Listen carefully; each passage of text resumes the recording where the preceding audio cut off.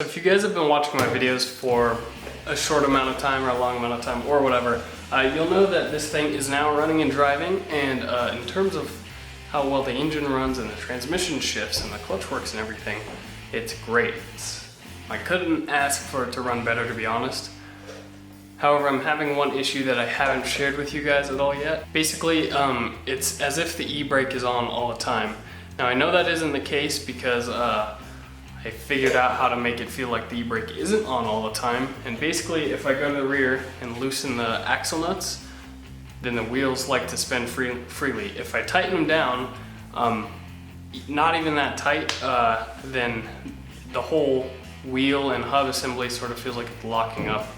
So obviously I've got a wheel hub bearing issue there. So I thought that's one of the reasons why I towed this car down instead of driving it down, is because I was afraid that the wheel bearings were going to come apart on me and leave me stranded, and then possibly toast my hubs as well. So that's sort of why I haven't been driving it long distances, but I thought I'd sort of put it up and start digging into it and try to see if I can figure out what the issue is, because I'd like to be able to drive it, and that's sort of the main thing that's keeping me from driving it and driving it hard and sort of debugging it a bunch, is because that's the big bug that's plaguing it right now.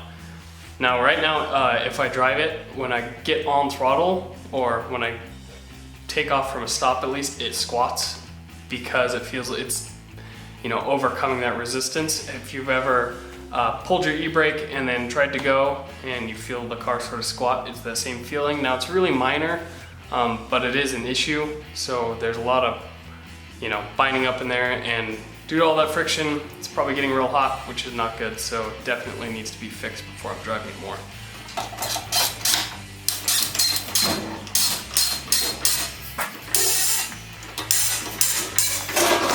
One of the best parts about the tubular subframe is the perfect jacking points and jack stand points. Don't buy these colored Harbor Freight sockets. I thought they were anodized or something, and it's like flaking off and it's really sharp, so I'd say that's a fail.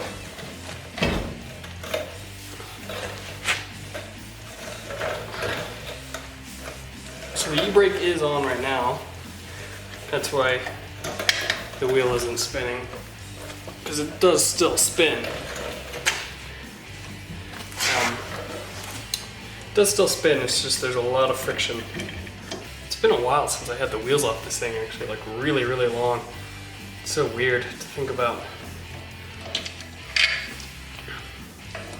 Also, a little teaser, I've got these wheels up here, I'll show you. There, let's see, there's 3 of them. There's 4 wheels, 2 there, and then there's 1, 2, 3, so those real skinny ones. Those are the same bolt pattern as this, so let me know if you want to see those things mounted on this car. And I live in a, what do you call it, a commercial district, so there's a lot of big open parking lots. So if you catch my drift there, let me know if that's something you guys would like to see. Leave me a comment down below. Beautiful.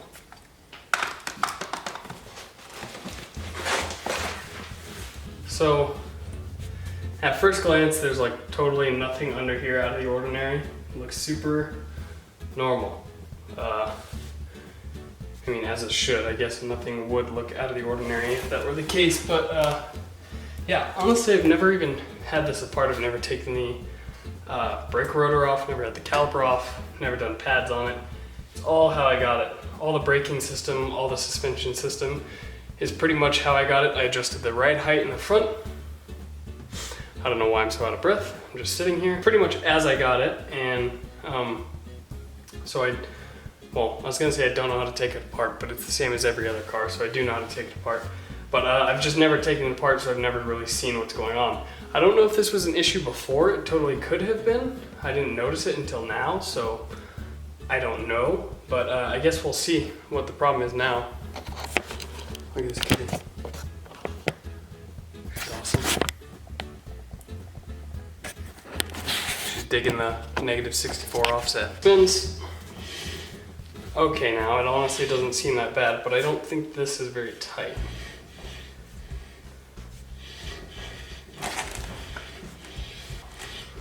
could have sworn it was really tight before. Now when I went over to the passenger side and spun it, it was really tight. But I thought this side was too. So now I'm really confused. I might have loosened this wheel nut. So let me pull the e-brake, tighten it down a bit, and see if it's just looser than I thought it was. And maybe that's why it's spinning. Sort of how it should be. This is supposed to be torqued down to over see, there we go. It's supposed to be torqued down to about 250 foot-pounds. I didn't even tighten it very much there. And now it's pretty much completely locked up, so that's all it was. So loosen it up a bit and, oh, actually, that's still completely locked up. Oh, I'm an idiot. The e-brake's on. So let's try that again. Let's tighten it down, nice and tight. It's probably about 150 foot-pounds. So far from what it's supposed to be at. Still spinning fine. Let's go tighter.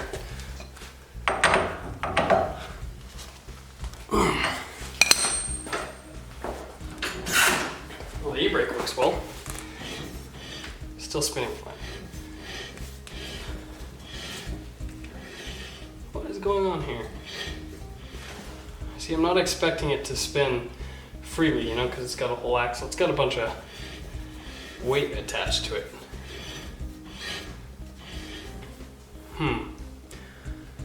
Let me do a little bit of investigating. I'll be right back. This is sort of stumping me. I've got the brake rotor and the brake caliper off, and if you guys have been watching this channel for a long time, then you'll remember that the previous owner of this car was a huge hack and did a ton of stuff wrong. But finally I found something I can thank him on. All the brake components have anti-seize on them. That all came apart super well. The only way I'm going to be able to get this axle nut tight enough to see if it binds up with all the braking stuff removed, he's using my big electric impact, which it's really late here right now, and I think my neighbors probably would not appreciate if I woke them up using that right now. So that's gonna have to wait till tomorrow. But as it sits right now, I mean, it seems to be fine, but I don't know. I'm pretty confused as to what the deal is. Both sides are spinning fine, even when I tighten them down. So what I'm gonna do, tomorrow I'll hit it with an impact and see if that changes anything. I don't know. I'm confused right now, actually. The one thing that could be happening, I just thought about it on camera, as you saw, is the CV, what do you call it? The axle stub, which is what this axle nut threads onto, holds together the entire bearing assembly and hub right here. And then obviously this goes onto the hub, and then the lug nuts hold the wheel to this onto the hub, like any other car.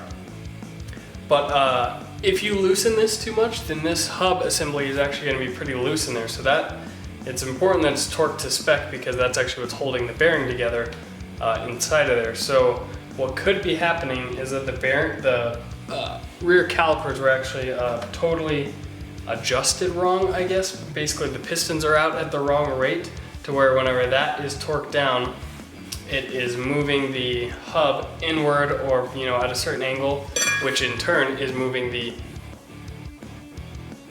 brake rotor, pushing it against the caliper and causing it to bind up. That would be pretty awesome if that was the issue, because that would mean I don't really have to buy any new parts. I would just have to, as long as these calipers aren't seized up or anything, which I don't think they are. Which, by the way, what's hilarious is the brake lines are long enough that I can, at least when it's jacked up, it's pretty low right now, how high it's jacked up. I can just unclip it and set it on the ground without hanging it by the hose.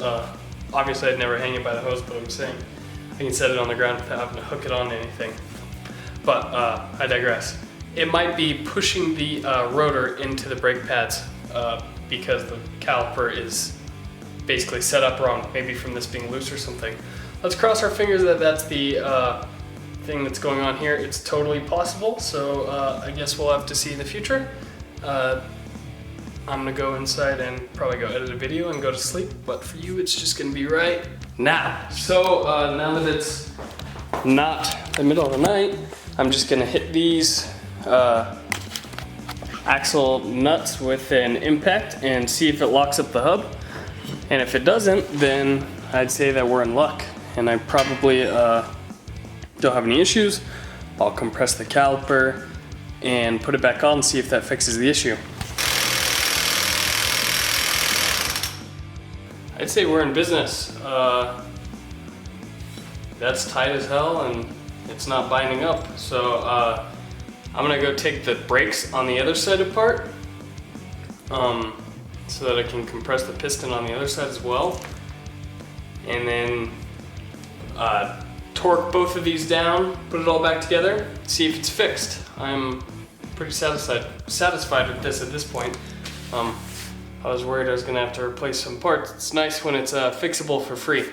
I've got everything taken apart on both sides, got the pads out of the caliper and everything. And unfortunately, they are seized up on both sides. I can't compress the pistons anymore. So, and if you look at the pistons there, or the pads rather, they're actually worn quite unevenly. Let's see, I guess this side isn't too bad, but the passenger side, they're like, you know, probably 3 millimeters difference in wear thickness. So I'm gonna see if there's any other options, because obviously I'm not gonna be able to find stock 914 calipers anywhere around here quickly. But I know, like, for the front you can get BMW 320i calipers and those will bolt on for cheap. So I'm gonna see if there's any replacements for the rear. Maybe I can get a bigger, better caliper with some more pad, because obviously these are tiny little pads. So I figure if I'm replacing them, I may as well upgrade them. But that is good news, I don't have to replace the wheel bearings, at least now. These spin nice and smoothly now, so I'm happy with that. I'll probably reuse these rotors. They seem to be pretty fresh. I'm wondering if he rebuilt these, but did a bad job of it or something, and when they sat, they just got super corroded and stuck. Because everything else seems super new. I mean, all the parts had anti-seize on them and stuff. These rotors are super fresh, like there's no lip there whatsoever. So ideally, if I could reuse those rotors, go get them resurfaced and get a new caliper on there. That's what I'm gonna try to do. I just went upstairs for a little while, did a bunch of research on these things, and I figured out that these aren't seized up, at least I don't think they are, because they look like they're in good condition. That's what I was confused about. But they are, you have to manually set the clearances on the rear brakes because of the e-brake. So you can't just compress the pistons. There's actually like a screw or a bolt that threads in, and that is how you adjust the piston. So I guess I'm gonna do that. I'm pretty excited that that's the case, because I don't have to replace them right now and spend any money. I can just adjust them. So that was obviously the issue, is the adjustment was out of whack and the brakes were rubbing. But I need to put the rotor back on. Actually, I'm gonna take it apart and adjust. So I'll leave the caliper off for now, and I'll adjust those pistons out, and then put the caliper or the rotor back on, put the caliper back on, pads back in, and then adjust them in. You adjust them to 0.008 in between the pad and the rotor, so you got to use a feeler gauge. Now I'm pretty positive that these calipers have been rebuilt, because everything's moving really smoothly. Everything is nice and taken apart right, and like this is the cover for the rear, or for the inner adjuster, and it has a 5mm hex, and this is made out of steel, and the original one is a 4mm made out of aluminum, and these are common replacements nowadays. The rubber seals look perfect. Basically, let me just show you how these work. So normally, you know, you can just put either your caliper spreader tool in there and compress the pistons and whatnot. Not in these. So on the front or the outer adjuster, there's a small cover, That cover just twists right off. It's just plastic. And you take a 13 millimeter. This is a lock nut. Break that lock nut loose, and then you actually take this. This is a 4 millimeter hex. Stick a 4 millimeter hex in there. You turn that one clockwise, and then the piston will compress when you turn that clockwise. So I just did that until it was pretty much flush. And then this side, there is a cover. Now the original one's aluminum, like I said. This one was steel, so it's either 4 or 5 millimeter. Don't screw it up. And then you take that out, and then inside there's another 4 millimeter hex. So you adjust that. This one, in order to compress the piston, you're gonna go counterclockwise, so they're opposites. So right now there's no drag on the rotor at all. The pads are in there, but they're not really touching. So I'm gonna put my feeler gauge in there. And so for the outside one, we go counterclockwise to tighten. I'm gonna go slowly.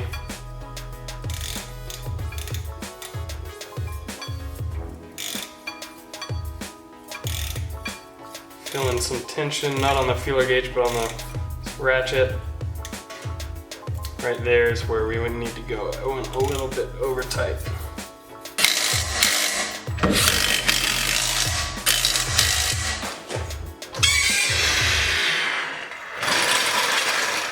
So I need to go run some errands, so I figured I'd take the Porsche and drive it to see if it's fixed.